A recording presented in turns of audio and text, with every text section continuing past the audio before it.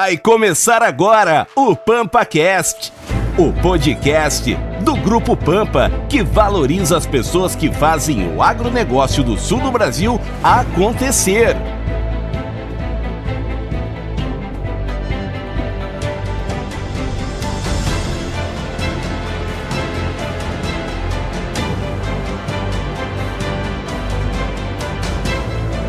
Você também faz parte do nosso bate-papo. Acompanhe e interaja com a gente.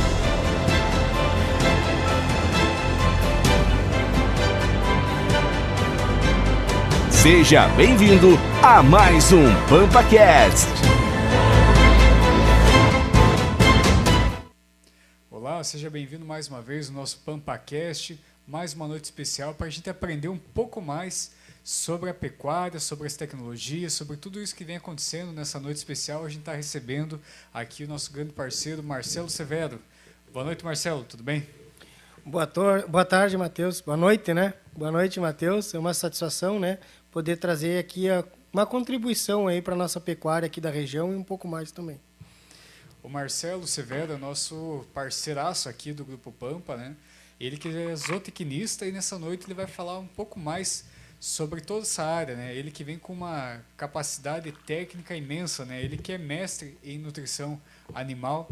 Então eu convido você a participar nessa noite com a gente, que vai ser com certeza mais um bate-papo aí que vem a contribuir, a edificar todo mundo que está nessa luta da pecuária no dia a dia e que busca sim fazer a diferença. Mas antes de mais nada, vamos passar aí os nossos patrocinadores que sempre nos apoiam nesse projeto aqui que é o PampaCast. Não é só dinheiro, é ter com quem contar. Aqui no Sicredi não é só dinheiro, ter com quem contar. É sonhar, é realizar. É crédito, é acreditar. É todo mundo prosperar. Não é só dinheiro, é conservador, é arrojado. É moderado, é investir sem perfil determinado. Não é só dinheiro, é ter com quem contar. Aqui no Sicredi não é só dinheiro, é a Ana, é a dona Ana. É de grão em grão, é uma grande plantação. É seguro, é consórcio, é poupança, é cartão. Não é só dinheiro, não é só um bolo. Piscina, milho, é seu sonho sob medida. É ser atendido sem sofrência, no app na vida, no zap na agência. É gerente pra te impulsionar, Nunca te empurrar. É ter com quem contar. Maria, Paula, João, Bruno, Osvaldo, Hélio, Léo, Ana. Não é só dinheiro, é ter com quem contar. Falar da Codepa é falar de uma cooperativa em constante evolução. Caminhamos juntos com o amigo produtor em todos os momentos. Valorizamos a transparência e a proximidade com nossos cooperados. Buscamos práticas agrícolas que minimizam os impactos ambientais e promovem a conservação dos recursos naturais. Da matriz às filiais, do suporte técnico às trocas de experiências, aprimoramos constantemente nossas técnicas de cultivo e buscamos sempre o melhor ao amigo cooperado. Além disso, estamos envolvidos em projetos da comunidade, que contribuem com a sociedade e fomentam outras áreas de regiões onde atuamos. A Codepa acredita na força do cooperativismo e tem uma equipe comprometida com você. Nossos recordes de percentual de crescimento dos últimos anos se deve à ampla variedade de produtos e serviços que vem de encontro à necessidade do produtor. A Codepa você conhece. Na Codepa você confia. Vamos juntos ampliar os caminhos das oportunidades. Juntos, colhemos sucesso. Codepa, nome forte na agricultura.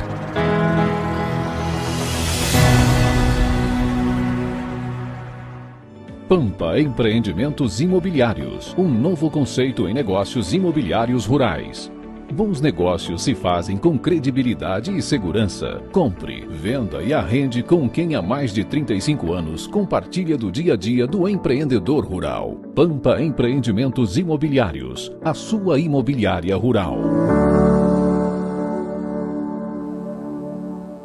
Olá, Olá, amigos e telespectadores do PampaCast. Sejam bem-vindos ao podcast do Grupo Pampa. Trago para vocês hoje a nossa agenda de leilões desta semana. Nesta semana teremos o 20º leilão Fazenda Sonho Realidade. Será uma jornada tripla de leilões, iniciando na quinta-feira, dia 15 de agosto, a primeira etapa das fêmeas. Na sexta-feira teremos a segunda etapa e no sábado a terceira etapa, oferta de touros. Os 3 dias terão início às 19h30 com transmissão ao vivo diretamente aqui dos estúdios da Pampa Remates. Participe deste grande evento e não perca a oferta de matrizes e reprodutores das raças Limousin, Cimental, Brahma, Devon, Hereford, Braford e Brangus. E no domingo, finalizando os leilões da semana, teremos leilão dos pais aqui em Dois Vizinhos, Paraná, a partir das 14 horas. Leilão este promovido pela Sociedade Rural Vale do Iguaçu. Então eu conto com a sua participação e audiência presencialmente ou ao vivo no canal Pampa no YouTube. Agradeço a atenção de todos até aqui e retorno daqui a pouquinho no Pampa News.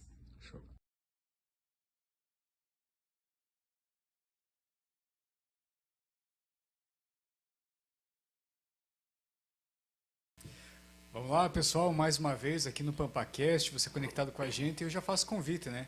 Se inscreva aqui no canal Pampa e faça parte, né? Essa que é um dos maiores canais aí voltado à comercialização aí na pecuária aqui no sul do Brasil. Então, faço o convite mais uma vez, se inscreve aí no canal Pampa e vamos participar com a gente. E hoje, nessa noite, recebendo aqui o Marcelo Severo, né? Ele que é mestre em nutrição animal, e vamos fazer um bate-papo aí fantástico dessa área que faz a diferença, né? Tudo parte da nutrição, e nessa noite a gente vai poder aprender um pouco mais. Marcelo, vamos falar primeiro, de mais nada, aí, falar da tua história, né? Tua origem. A gente hoje está aqui, tu também reside aqui em Dois Vizinhos, né? Mas tu é natural daqui, não é? Vamos conhecer um pouco mais da tua história. Beleza, então, Matheus. Eu faço 6 para 7 anos que moro aqui no Dois Vizinhos, né? Mas sou natural do Rio Grande do Sul. Sou gaúcho, alguns até me conhecem por gaúcho aqui na região, porque eu vim de lá. Sou natural da cidade de Dom Pedrito, lá no Garrão do Rio Grande, como diz o outro, né? E eu vim parar aqui no formato de estudar mais. Tá? Então, a origem da minha família é do campo. Meu pai sempre foi capataz de fazenda, né? Minha mãe também sempre acompanhou ele. E também morei com eles onde eles trabalhavam. E quando chegou o período de estudar, fui para a cidade, morar com a minha avó. Depois, com o passar dos anos, a minha mãe foi para a cidade e meu pai sempre ficou no campo. E por a gente estar no pé, né, com o pé no campo, a gente sempre procurou esse percurso, né, de dar continuidade no campo. Então, logo que eu terminei o 2º grau, fiz o colégio agrícola, fui para São Vicente, eu tinha 15 anos na época, fazer na época só o técnico, né? Tinha a possibilidade de fazer o subsequente, que seria médio técnico, eu fui fazer só o técnico. Fiz lá 1 ano e meio, 2 anos com estágio, e voltei para Dom Pedrito, onde eu trabalhei lá em 2 fazendas da família Krieger, na parte de acompanhamento, né? Da parte de gestão da propriedade, da parte de controles, também fazia toda a parte de inseminação, fiz curso de inseminação, e logo depois fui para Santa Maria, com o intuito de estudar mais um pouco. Comecei a fazer o cursinho, né, pré-vestibular, e paralelo a isso eu trabalhava num frigorífico muito renomado hoje, né, frigorífico Silva, Best Beef, certo? Reconhecido, né? É bem conhecido. Então sempre tive com o pé. Logo passei no cursinho, né, fiz o 1º ano para agronomia, né, aí depois eu me identifiquei cada vez mais com a parte de nutrição, né, e aí fiz para zootecnia e acabei ingressando. Então fiquei lá durante 5 anos fazendo a graduação, e paralelo a isso também sempre tive com o pé nas fazendas da universidade. Eu era bolsista do Colégio Agrícola, que é no interior da Universidade Federal de Santa Maria, o UFSM, e também fazia estágio na área experimental, tá? Na área nova, que chamam lá, que é o bovino de corte. E também segui trabalhando nesse frigorífico na parte mais de gestão. Então, fazia 3 funções lá meio na correria. E sempre com o pé nisso, e terminei a faculdade e teve a oportunidade de vir para o Paraná, por indicação de professores, fazer o mestrado. Vim para o Paraná, então, fiz o mestrado aqui na UTFPR, no NEPRO, focado em nutrição de gado de corte, né? Trabalhei meu projeto todo sobre ganho compensatório de novilhos, na recria e confinamento. Terminei o mestrado ali. E aí teve um período ali, né, depois da gente terminar a carreira, né, eu já sabia que não queria seguir na docência, né, nesse período já me identifiquei mais com a parte de campo, né, com a parte profissional, não profissional docente, não da aula. E aí ficou nesse período que faço agora, né? Todo mundo que se forma acho que tem esse friozinho na barriga. Teve um período ali que eu tive que escolher, foi um período bem crítico, onde eu tive uma proposta para ficar na linha comercial, numa fábrica de minerais aqui em Francisco Beltrão. E também tive uma proposta para ir embora para Rondônia trabalhar na parte do Senar. Tá? Que encruzilhada. Esse foi um momento, Matheus, bem complicado. Então, falei com várias pessoas para dar nessa época, né? O que vocês fariam e tal, né? Aí cada um dava o seu parecer, mas no final dizia, mas quem tem que decidir é tu. Então, foi um período bem complicado. Chegou um momento que eu decidi, não, então vou ir para Rondônia. Só que a minha esposa dava aula aqui na UTFPR também. Ela é doutora também em nutrição animal. Então, a gente trilhou essa trajetória juntos, né? Temos um filho que criamos dentro da Universidade de Santa Maria, o Pedro Inácio. Também que hoje ele é quase um zootecnista, de tanto que ele conviveu com nós nesse período. E aí, nesse momento, eu decidi ir para Rondônia, e quando eu aceitei a proposta, eu liguei para lá, o cara não me atendeu, olha como que é o destino. A pessoa responsável não me atendeu, baixei o telefone e ligou o cara de Beltrão. Marcelo, preciso que tu decida, precisamos de tu aqui. E eu aceitei a proposta, fui para Beltrão. Né? Logo o cara até me retornou a ligação, pediu para mim ir para Rondônia e tal, era para a parte de gestão de propriedades em Rondônia. E aí fiquei aqui. E aí depois de um tempo trabalhando, né, surgiu uma oportunidade de vir trabalhar aqui em Dois Vizinhos, né, no grupo da Gaia Agronegócio. E aí vão fazer 5 anos que eu estou aí no grupo Gaia. E tu veja, né, como que é a questão as situações que acontecem, né? Talvez se tivesse ido para Rondônia, o ritmo seria completamente diferente, né? As oportunidades sempre chamam muita atenção, né, Marcelo? Sim. Até, Matheus, para a área que eu gosto, que eu tenho afinidade, lá seria uma oportunidade muito grande, porque eu iria para a região de Chupinguaia, hoje é considerado a picanha, né, considerando em gado de corte, né? Mas aí, como a gente optei já de última hora para ficar aqui, então acho que eu não me arrependo, né, dessa decisão. A gente que gosta, eu gosto muito da cultura gaúcha, a gente se identifica muito aqui nessa região do Paraná, a gente tem muito... é muito presente também. É muito forte essa nossa cultura, não cultura só de gauchada, né? Mas a cultura de afeto, do pessoal ter uma receptividade, né? Então, eu não me arrependo, em hipótese nenhuma, de ter permanecido aqui. Como eu te disse, né, no decorrer da minha trajetória, eu fui focando para a minha área, que seria gado de corte, mas, consequentemente, aqui nós temos uma das maiores bacias leiteiras, né, do Paraná, e eu acabei tendo que também migrar um pouquinho para a atividade leiteira, mas hoje eu estou bem consolidado, gosto muito do que eu faço, né, sou focado em nutrição, a gente desenvolveu vários projetos junto à Gaia Agronegócio, né, então... Quem é aqui da região, né, sabe que eu sempre estou envolvido na sociedade rural, estou nos leilões aí com vocês. Tive um período aí trabalhando com o Cândido, né, junto dos leilões, lá quando a gente tinha um pouquinho mais de tempo. Então a gente vivencia aí, sabe, vamos dizer assim, a dor da nossa atividade do agronegócio. Com certeza. E, Marcelo, né, muitas vezes tem quem nos assiste aí, às vezes está chegando nessa fase de escolher a vida acadêmica, para que lado que vai, que curso que vai, né? E o que você pode falar assim nessa tomada de decisão, né? Como tu falou ali, tu começou a gostar, ter mais apreço por esse lado da nutrição animal, né? E aí tomou o rumo da zootecnia. Mas qual que é uma dica, assim, um conselho que tu daria, né, para quem está saindo aí às vezes do ensino médio, está fazendo um cursinho preparatório, né? Qual que seria assim uma visão ampla para tomar a decisão se vai para uma agronomia, se vai para uma medicina veterinária, se vai para uma zootecnia? Então, assim, é uma consideração, acho que de prática de todo mundo. Primeira coisa, tu tem que fazer o que tu gosta, né? Então, tu tem que escolher lá se é agronomia, se é zootecnia, se é medicina, se é odonto, né? Eu acho que a decisão vai do que a gente gosta. Mas, puxando a brasa para o meu assado, a área de campo, é indiscutível tu trabalhar com a área de campo, pela amplitude também de atuação. né? Que nem a gente estava falando recentemente nos bastidores, né, Matheus?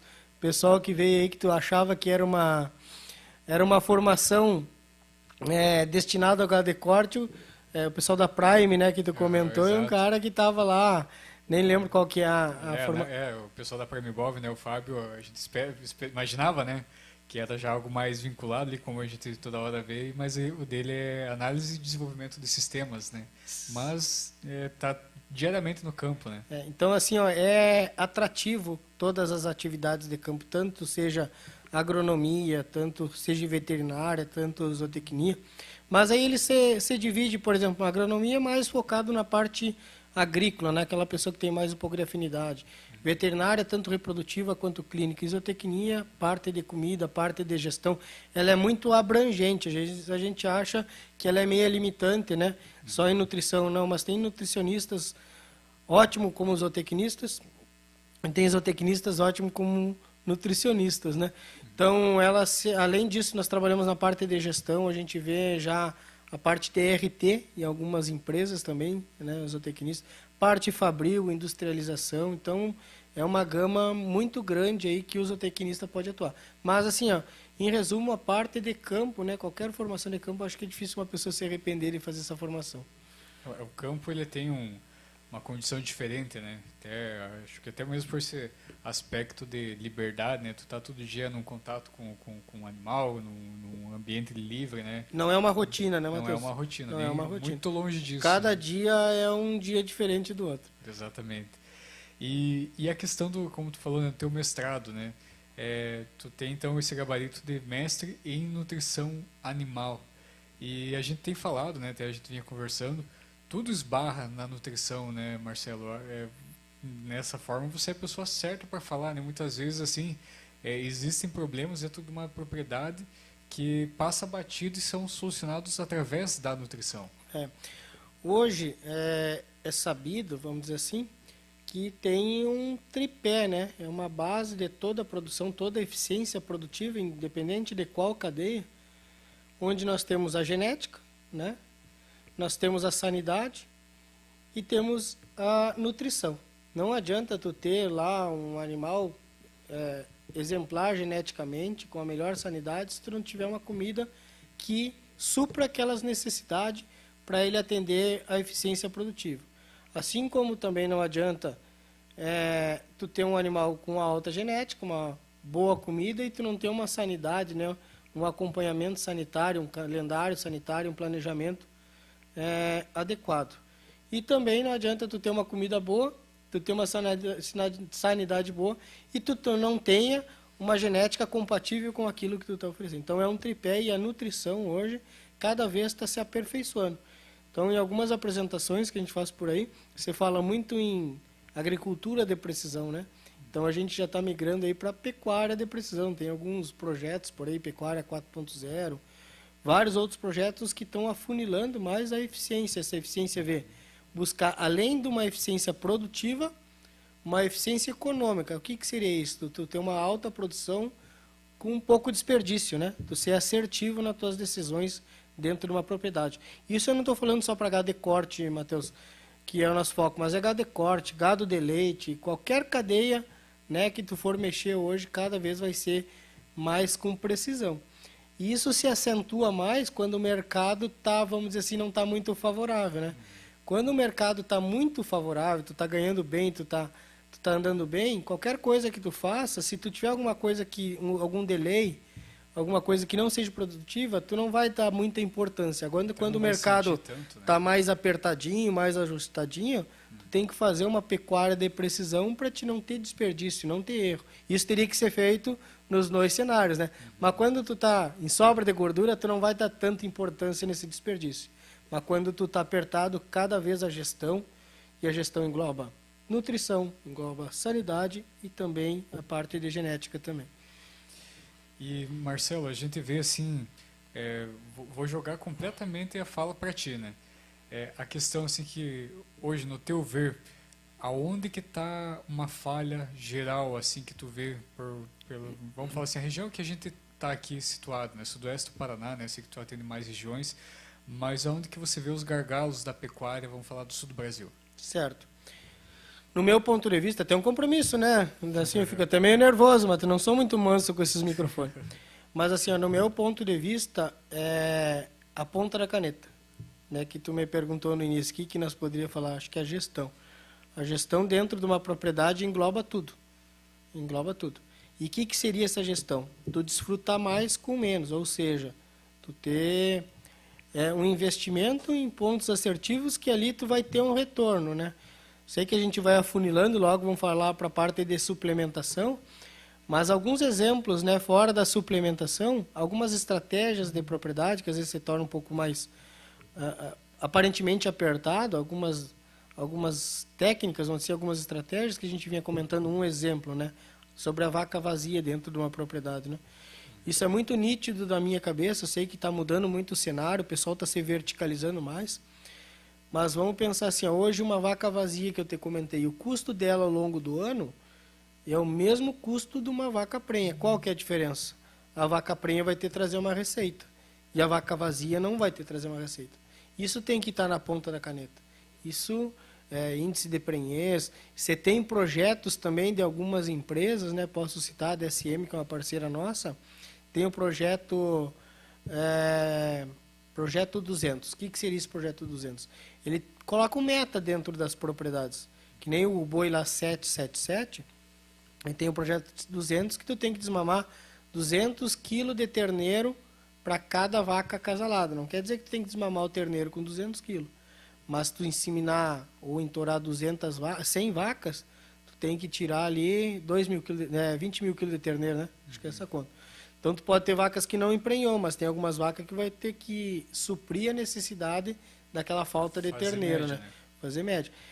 Sei que isso às vezes não é a realidade. Tem gente que já está com 220, então tu cria metas dentro da propriedade, né? Se eu estou com 200, vamos tentar fazer um 220. Se eu estou com 180, vamos tentar 200, né?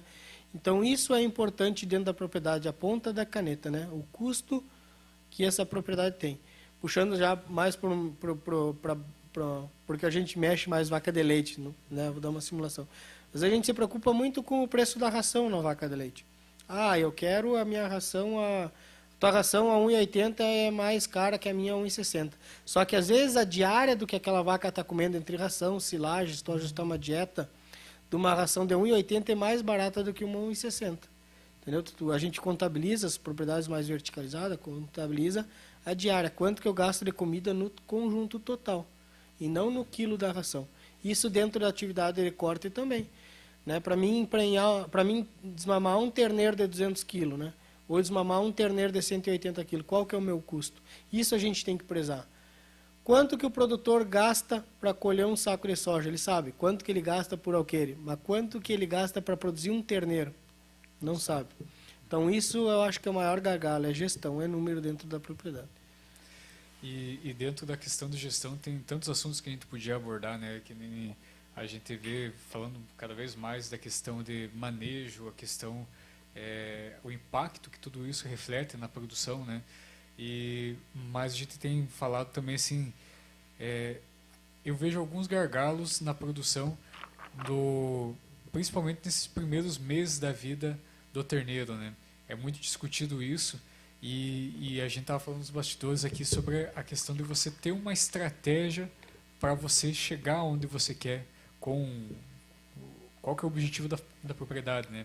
É derrubar terneiro, é recriar, qual que é o teu estágio, né?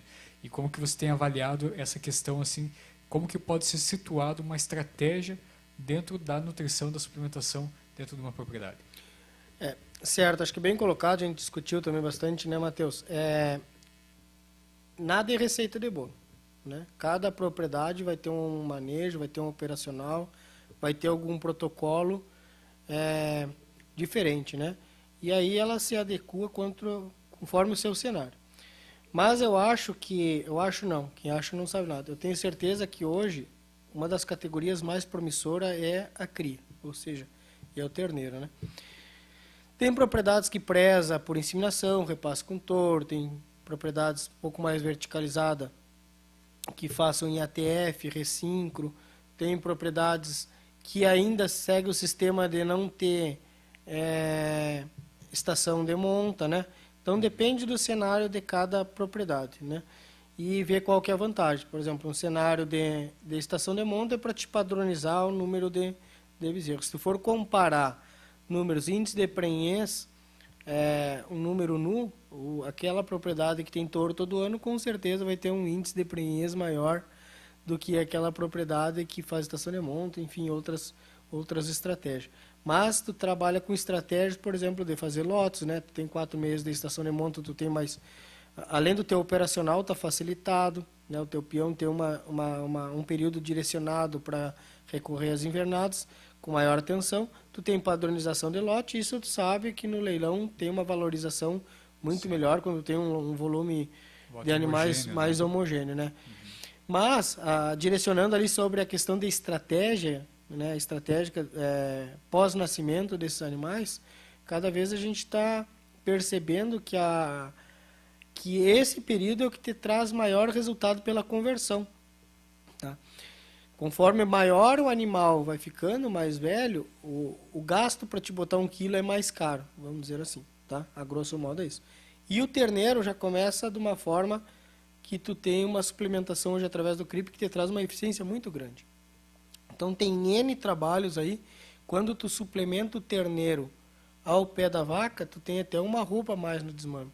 Né? Tu tem um investimento baixo e com um desmame mais pesado, certo? E isso tu pode usar essa ferramenta de 2 formas. Ou tu aliviar uma vaca mais cedo, ou tu pegar e vender esses terneiros mais pesados. Então tem propriedades, né, por aí que a gente vê que até propriedades bem verticalizadas diminui uma categoria na fazenda, né? Não existe a recria, né? Sim. Então, até recentemente, aqui a gente tem um pequeno confinamento do Grupo Gaia, a gente pegou terneiros da desmama e botou num confinamento, né, até da Fazenda Ferradura. Então isso tu consegue otimizar maior porque tu tem uma taxa de desfrute maior dentro da propriedade, ou seja, tu tem maior rotatividade de produtos dentro da propriedade, ao longo do ano tu tem um faturamento maior. Com certeza tu vai ter um investimento mais de suplementação, mas se tu for ver o teu ROI, com certeza é uma estratégia viável. Então hoje a suplementação do terneiro ao pé da vaca, através de CRIP, tem vários produtos na utilização de CRIP, tem rações, tem alguma suplementação de baixo custo, tem alguns aditivos, né, que é colocado, mas qualquer um deles é extremamente eficiente economicamente dentro da propriedade. E, Marcelo, né, a gente falou da questão de próprio CRIP, né, outras estratégias, assim, e vou puxar o assunto porque é amigo comum, né, e isso eu vou puxar exatamente para quem nos acompanha, porque que nem semana passada estava aqui o Silvestre Ambrosi, né, e ele levantou a bandeira que na São Roque não tem CRIP, né, mas eu acho que vale a pena destacar, voltar no assunto que tu falou, né, cada caso é um caso, né, o caso do Silvestre é o caso do cara que está fazendo touro, que busca e preza pela rusticidade que o terneiro se cria meio por conta, né, e aí o que tu está falando é o cara que está com outro objetivo, né. Então, acho que isso é muito claro, tem que deixar muito claro para quem está nos acompanhando, né? É sempre de olho na particularidade de cada sistema produtivo dentro da pecuária, né, Marcelo? Isso é interessante colocar, porque, como tu comentou, né, no sistema do Ambrósio é um sistema rústico e ele quer botar a estrutura. Quando tu trabalha com CRIP, geralmente é produtores que destinam, a maioria dos produtores, tem produtores que mexem com que vendem genética e também utilizam o CRIP para expressar o potencial do terneiro. Mas tem produtores que utilizam o CRIP para terminação. Tá? Tem que tomar um cuidado dessa forma que esses animais já vão estar num sistema de suplementação. Então, às vezes, compromete um pouquinho do desenvolvimento da parte muscular. Tá? Esses animais, depende do peso, tu começa a botar acabamento, ele talvez não tenha um desempenho expressivo lá na recria. Tá? Mas isso vai, como tu falou, cada cenário é um cenário. Tá? Tu pode avaliar no caso dele, como é para genética, ele quer uma estrutura maior, ele preza por não utilizar CRIP. É interessante também a questão, né, no nosso caso ali do grupo, a gente sempre procura animais de CRIP, animais pesados de CRIP, porque a gente tem um período menor de estresse de adaptação. Tá? Esses animais chegam, né, no confinamento, né, ali a gente trabalha um pouco, vamos supor, hiper precoce, pouco avançada a tecnologia, então esses animais já entram, eles não podem ter aquele decréscimo de ganho, vamos dizer assim. Então, quando a gente já trabalha com animais suplementados de CRIP, a gente não tem essa acentuação de estresse aí pós-desmame. Então, é interessante colocar, mas bem comentado. Cada cenário é um cenário, cada realidade é uma realidade.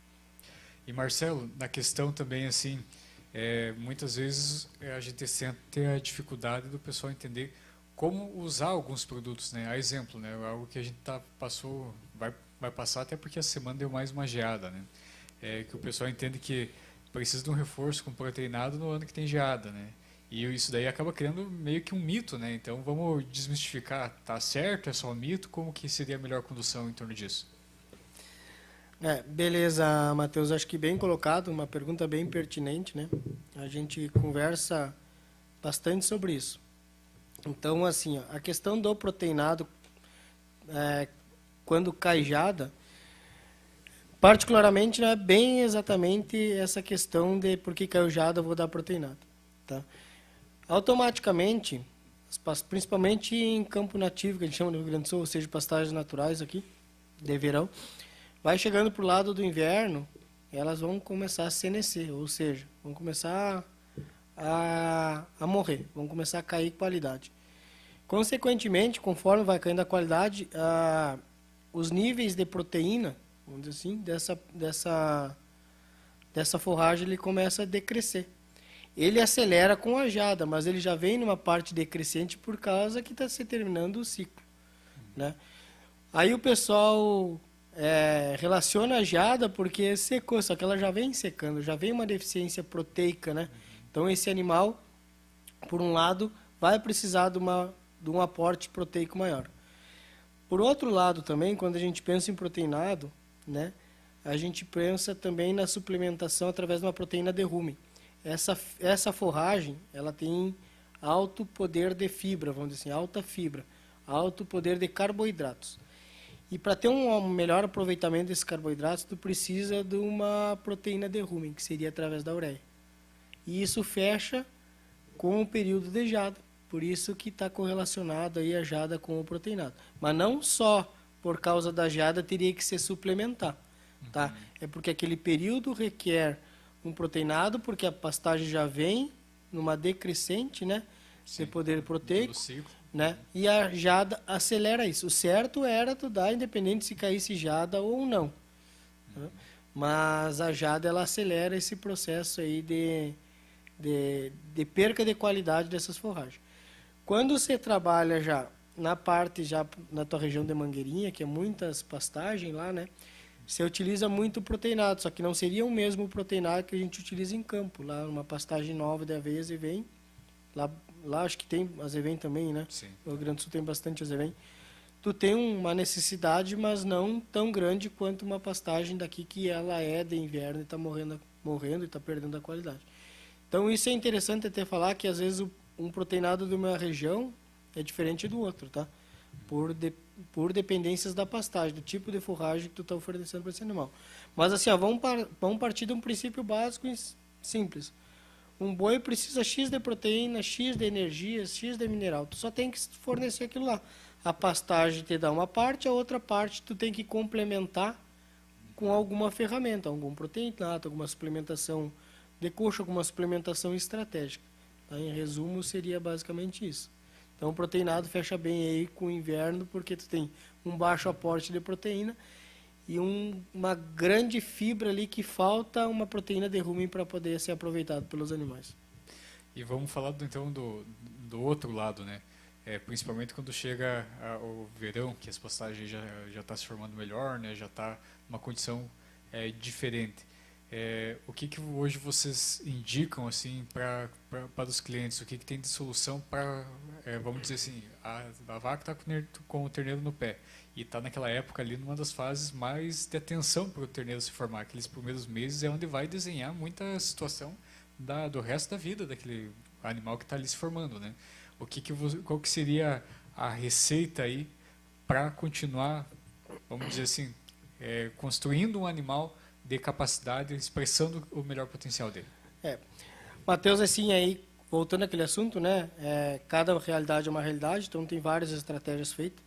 como tu comentou em gado de cria, geralmente o pessoal não usa uma estratégia de suplementação, mas se usa, qual que é o objetivo dessa estratégia de suplementação? Então, como tu parte já para o verão, que teoricamente tu já tem uma disponibilidade maior de forragem para quem tem controles, né? Tem protocolos dentro da propriedade de disponibilidade de forragem, tem lotação adequada. Quando tu utiliza com uma suplementação estratégia, tanto em vaca, mas mais acentuada, utilizada no gado de recria, é para te otimizar maior aquela área, ou seja, tu tem uma taxa maior de lotação, consequentemente uma maior produtividade.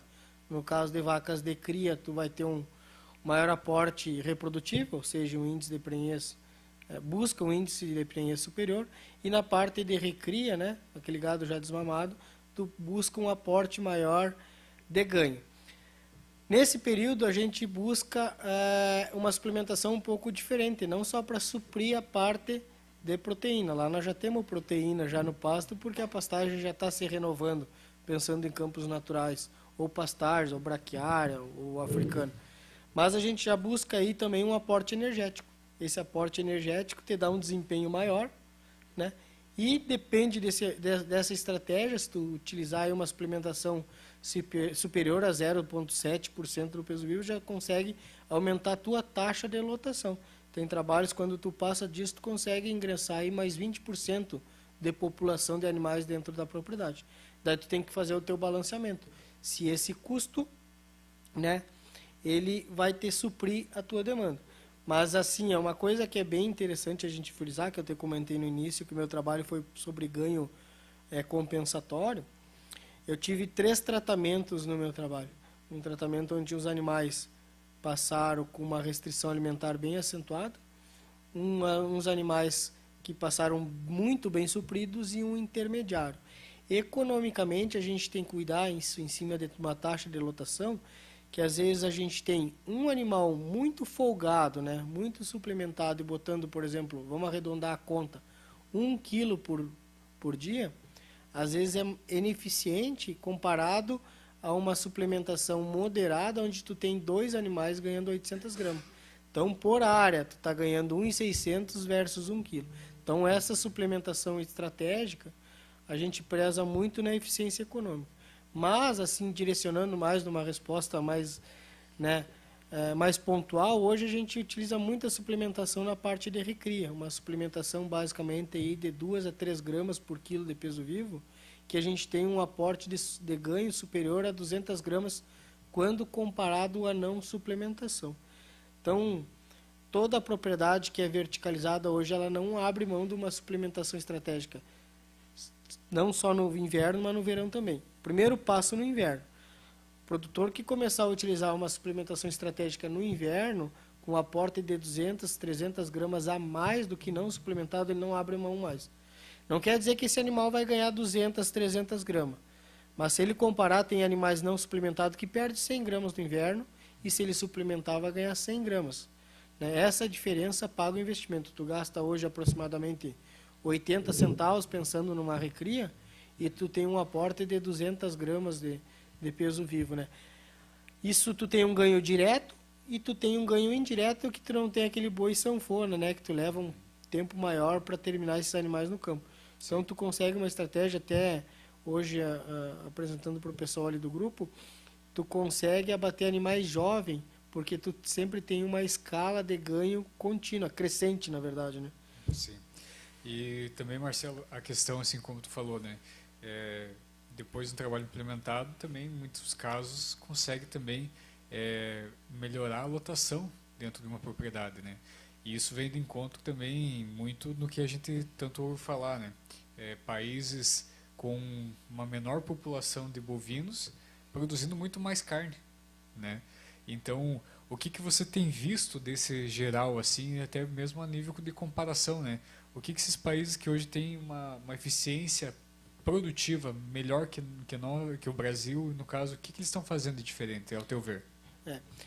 Como a gente comentou até agora, a estratégia suplementar, né? Tu tem a genética, tu tem a sanidade e tu aprimora com uma nutrição adequada, uma pecuária de precisão. Tá? Então a gente vê, não só fora do Brasil, tá certo que lá fora a tecnologia está um pouco mais avançada na questão do resultado, mas aqui dentro do Brasil tu vê técnicas que tu nem imagina. há pouco tempo eu fui no Mato Grosso lá, então tu vê vaca com terneiro confinada, tá? Vaca com bezerro confinado. Tu mata vaca e terneiro. Tu vê propriedades, eu vi isso, não foi lá, foi acho que em Santa Catarina. Eu vi onde o pessoal entora a novilha, né? É uma estratégia lá que trabalha com bonificação, né? Tanto Hereford e Angus. Entora a novilha, desmama o terneiro precoce, engorda a novilha e vende como carne certificada. Então é outra estratégia. Eu vi também em Arquidauana um grande confinamento que eles entoram dentro do confinamento as novilhas. Depois do período de estação de monta, você faz ultrassom, o que está prenha vai para o campo e o que está vazia vai para o gancho. Então tem várias estratégias, mas todas elas voltadas à nutrição, à eficiência de nutrição. Então hoje o pilar nutrição é muito importante, tá? Além disso, nós temos todos os outros pilares, mas ele reflete tanto na parte reprodutiva, que hoje nós temos muito aquém em índice reprodutivo, né? Eu acho que deve estar batendo nível nacional em torno de, não sei se dá 50% de índice de prenhez nas nossas matrizes. Aí tu pensa, né, aqui no Paraná, puxa, tanta gente fala 80%, 90%, a gente tem propriedades que a gente atende aí com 92% em 2 anos consecutivos, e aí quando tu fala que está muito baixo no Brasil, tu não acredita, mas a gente tem muito que melhorar na parte reprodutiva e também nas técnicas básicas, né? Técnicas básicas aí de produção. Mas isso também vai esbarrar também na a dimensão que é o país, né? Muitas vezes, principalmente assim, no centro-oeste, o norte, que trabalha assim, com mais a pecuária extensiva, né? Acaba ficando muito longe desse levantamento de dados, né? Inclusive, a gente percebe isso da questão dos manejos, a importância dos manejos, né, Marcelo? Até para você ver o que tu estava comentando, né? Quando tu passa o gado na mangueira ali, na questão, vamos falar de vacas, né? Tu já vai ver a vaca que emprenhou, a vaca que não emprenhou, né? Muitas vezes quem tem um sistema mais extrativista, né, que só solta a vacada e se vira com o pasto que tem, e muitas vezes a gente sabe que isso também acaba sendo uma realidade, acaba perdendo esse potencial produtivo, né? Então acaba tendo essas lacunas, e que a gente tem, por exemplo, né, eu vi em Palmas um projeto que eles têm a situação do piquete dividido em linhas, né? Então, com manejo em épocas do ano, passando aquele lote de 24 horas em 24 horas, outras épocas passando de 12 em 12. Né? Então, eu acredito que esses tipos de métodos também fazem diferença num sistema com um objetivo muito, muito esclarecido. Né? Acho que tem que ter esse planejamento, sim, né, Marcelo? Isso tu colocou, até tem alguns projetos vindo para a região, em parceria com algumas empresas, sobre a otimização da área. Tá? Que nem a gente conversou ali aquele momento, de quantos sacos de soja eu colho por alqueire, quantos quilos de carne eu tiro por alqueire. Então isso cada vez vai ser mais fortalecido dentro das propriedades, aquele negócio da ponta da caneta. Tá certo que tu tem um custo maior, mas a tua eficiência produtiva, o teu retorno sobre o capital investido sendo superior, tudo certo. E hoje a gente também tem aquela preocupação do solo, né? Mas cada vez está se trabalhando muito a questão de solo, de compactação de solo, até onde eu posso apertar minha taxa de lotação, a integração lavoura-pecuária, né? Então tu vê o Nespro, tem experimento aí mais de 30 anos sobre compactação de solo e demonstra quando tu tem um pastejo moderado dentro de uma área agricultável, tu tem um desempenho maior no cultivo. Então tu faz um perfilhamento de aveia, de azevém, um efeito feito pelo pastejo, né? Tu incentiva o perfilhamento, tu tem uma maior taxa de acúmulo, ou seja, maior palhada dentro dessa área, consequentemente tu vai ter uma maior produtividade de soja. Então essas tecnologias cada vez vai vir com mais força, né?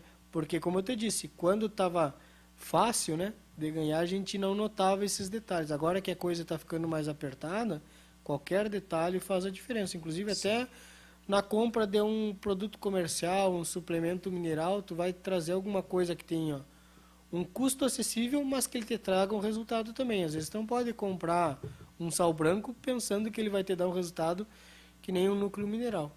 E por incrível que pareça, ainda existe alguém ainda suplementando somente com sal branco. Mas é a nossa realidade. Cada vez vai se verticalizar e isso é a tendência, né, em todas as cadeias. Ótimo. Marcelo, eu quero te repassar uma pergunta aqui que a gente recebeu também, né? Onde vem dessa forma aqui, ó. Existe um receio na nossa região quanto à engorda de novilha por conta de conversão e ganho médio diário. Qual a sua opinião? E se pode ter lucro engordando fêmea? Essa é uma pergunta bem interessante, é uma coisa que eu prezo bastante, sabe? Ela tem uma conversão mais baixa, mas hoje você tem mercados específicos para novilha, que é pago até preço de gado de boi, tá? E às vezes até depende do mercado que tu coloca, tu ganha bonificação aí, se for Angus ou Hereford. Estou puxando até o mercado do Rio Grande do Sul, que esse dia está conversando recentemente. Sim. Tem essa questão de conversão, mas a tua taxa de desfrute é maior. Porque o período dela ficar no confinamento é inferior a um período que um boi. Então, se tu tem um exemplo hipotético, se tu tem na tua rotatividade dentro do confinamento 3 lotes por boi ao ano, tu pode ter 4 de novilhas. Então, tu otimiza o teu custo fixo. O teu trator para te tratar 3 ou 4 lotes dentro do confinamento é o mesmo. O teu operador é o mesmo. Então, tu começa a otimizar. Então, tu tem que botar na ponta da caneta, mas o que mais importa, o que mais impacta é o teu preço de compra e o teu preço de venda, né? Então, às vezes, o mercado ele pode ser propício para um lado. Tem muitas pessoas que não fazem a conta geral. Se tu olhar a grosso modo, com certeza o boi vai te dar um retorno maior.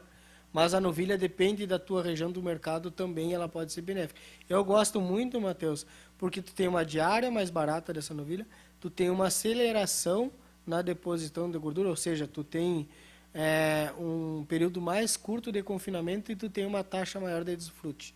Ou seja, tu tem uma rotatividade maior, consequentemente, tu tem uma diluição do custo fixo, que hoje é o vilão de qualquer atividade, é o custo fixo.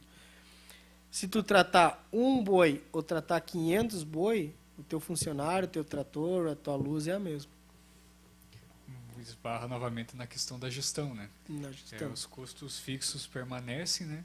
E aí os custos variáveis vai depender conforme a quantidade de cada sistema.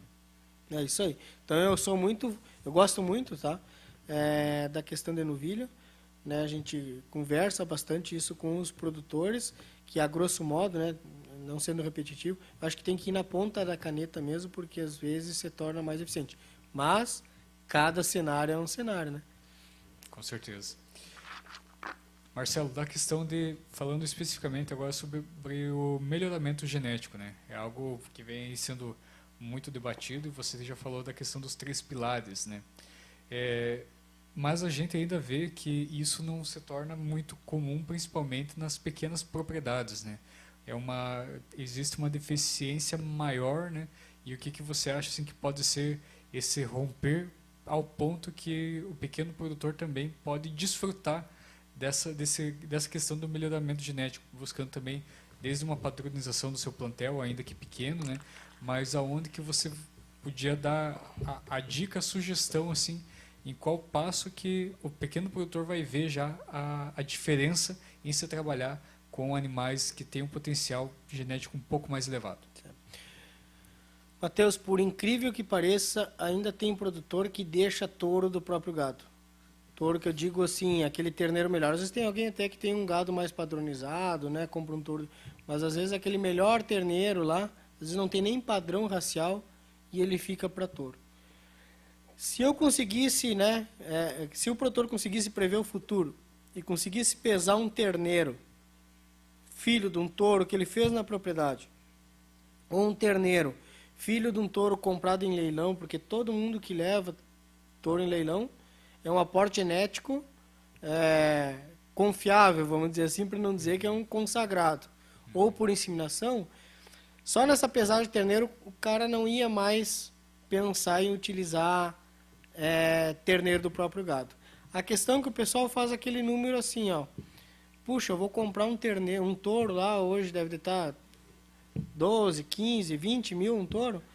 Mas se ele diluir isso por vacas cobertas, é um investimento que você paga. Se tu pensar que um terneiro tu pode desmamar com 20, 30 quilos a mais comparado a uma propriedade que não está prezando pela genética, Isso é irrisório, esse valor que tu paga num reprodutor, né?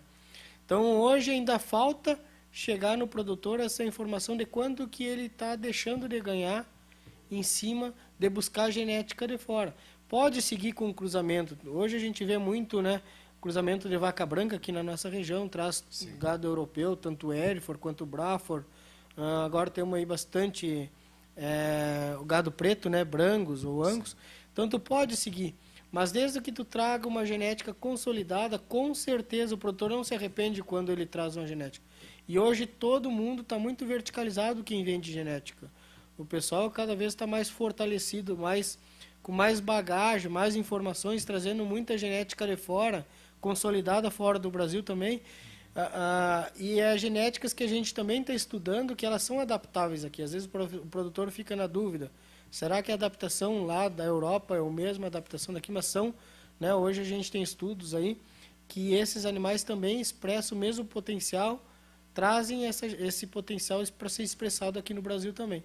Então eu acho que temos muito a crescer, né? Muito a crescer na parte de genética. A gente acha que na nossa região aqui está bem pulverizado, graças aí ao trabalho da Pampa, né? Mas ainda temos muito produtor ainda que tem muito para melhorar na parte de genética dentro da propriedade. Marcelo, a gente também, né, aí no nosso bate-papo a gente teve a oportunidade de passar em diversos assuntos, né?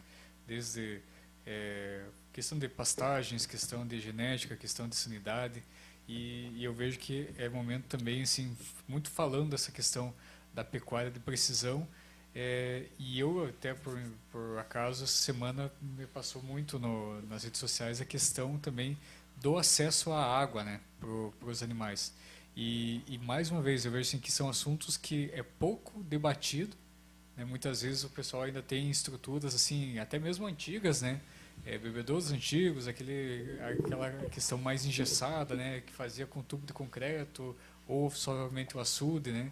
E você, quanto profissional da área, o que você pode falar para a gente de como que isso impacta no desenvolvimento do animal? Não só a estrutura de água, mas também toda a estrutura dentro da propriedade de coxo. Mas, particularmente, tu tá falando de água, é aquele velho ditado, né?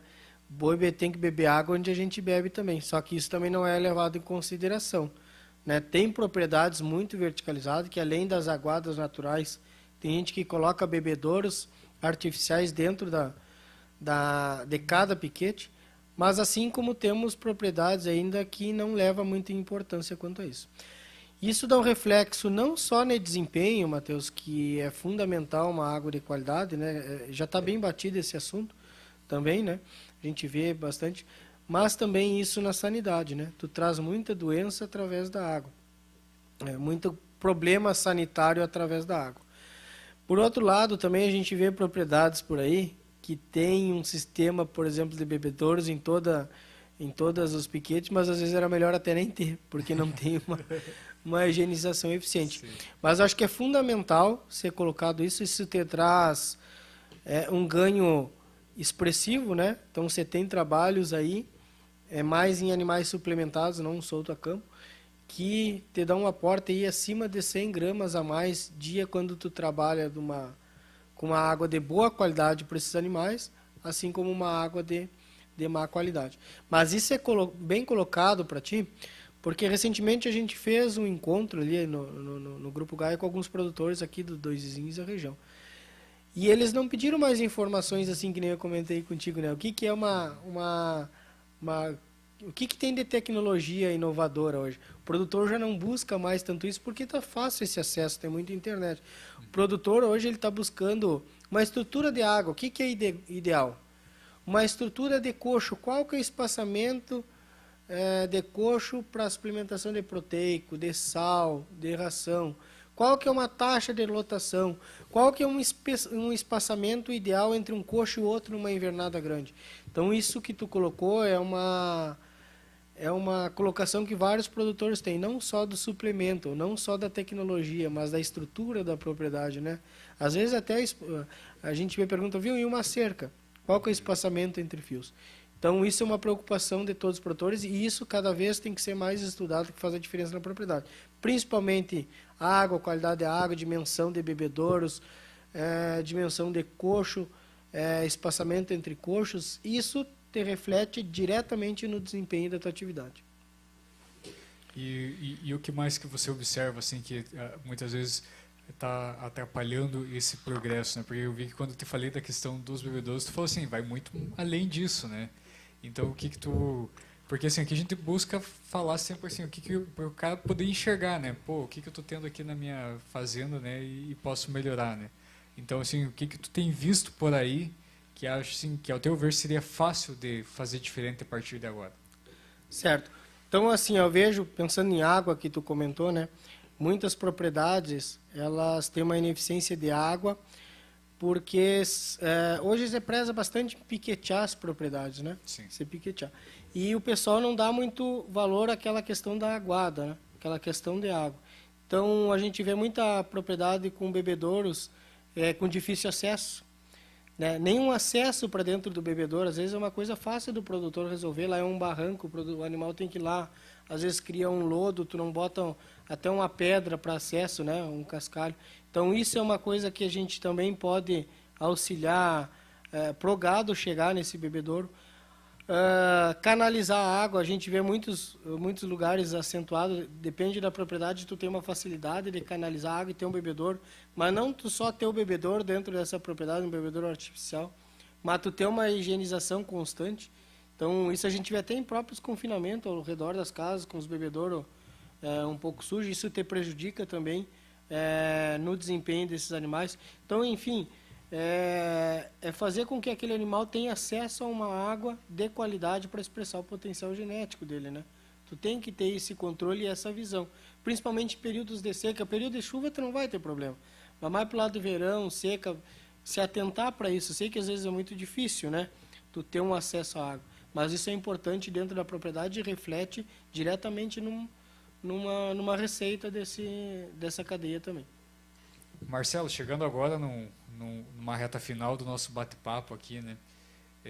Gostaria também, assim, como, vamos dizer assim, uma dica, né, para o produtor, né? O que você acha, assim, que hoje, né, vamos falar assim, não falar de longo prazo, futuramente, algo assim que seja mais, que exija de um planejamento, algo mais pensado, né?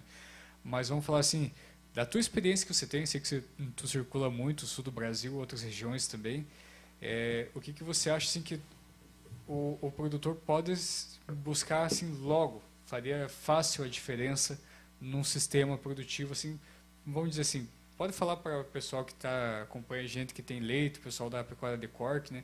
O que você acha, assim, que seria pequenas ações que poderiam já, de fato, e num curto prazo, fazer a diferença hoje no que a gente tem de pecuária aqui do sul do Brasil? Então, Matheus, várias coisas que a gente pensa, né, numa pergunta dessa aí, mas eu vejo que hoje a questão de, voltando a não ser repetitivo, a parte de gestão aponta na caneta, mas eu vejo que hoje qualquer investimento ele deve de ser bem calculado, né? Bem calculado para te não enfiar os pés pelas mãos. Mas eu vejo que a suplementação estratégia, pensando em gado de corte, né? Tu falou em leite, mas em gado de corte, uma suplementação estratégia para quem não suplementa, eu acho que é muito interessante para te verticalizar. E eu volto a bater de novo nessa tecla, a questão da taxa de desfrute e otimização de custo fixo. Tá? Então, eu acho que é interessante isso de o produtor conseguir medir, eu sei que é a longo prazo, mas começar a mexer para medir quantos quilos sai dessa propriedade por ano. Ou quantos quilos de terneiro eu estou desmamando por vaca exposta, e aí, a partir daí tu traçar alguns pontos estratégicos. Certo? Como que eu posso fazer melhorar? É o meu desmame que está fraco, então vamos aprimorar no desmame. Esse desmame está fraco por suplementação ou por melhoramento genético?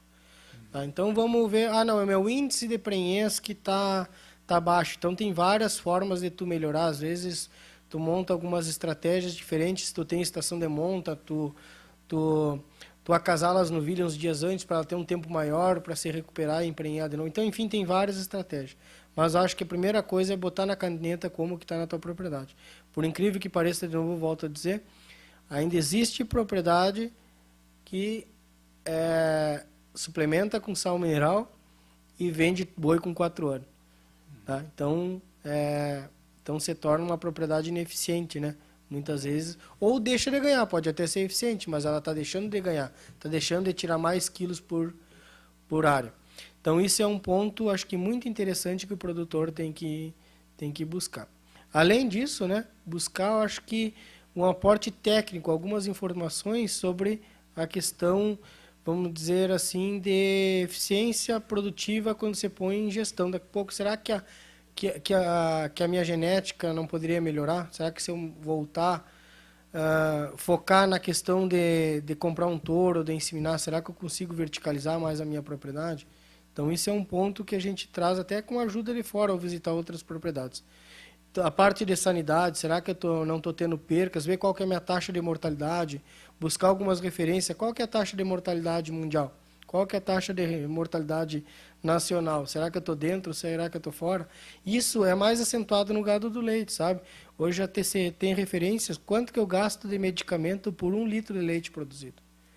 Certo? Quanto que eu gasto de reprodutivo para cada 1 litro de leite. E eu acho que isso a gente tem que buscar para o corte também, trabalhar com a eficiência de gestão. É um passinho de formiga, né? Mas eu acho, não tenho certeza, que hoje a parte de gestão é o que mais pesa dentro das propriedades, desses acompanhamentos. E o que eu entendo assim, de tudo isso que a gente pode abordar nessa noite é também, assim, quando tu fala só da questão de colocar na ponta da caneta, não é só financeiro, né, Marcelo? É a questão também do monitoramento do que está acontecendo com o gado, né? Então, eu acho que essa é uma grande lição dessa noite, né? Para poder localizar também, desde questões de prenhez, questão de sanidade, questão de algum foco de doença também, né, dentro do plantel, né?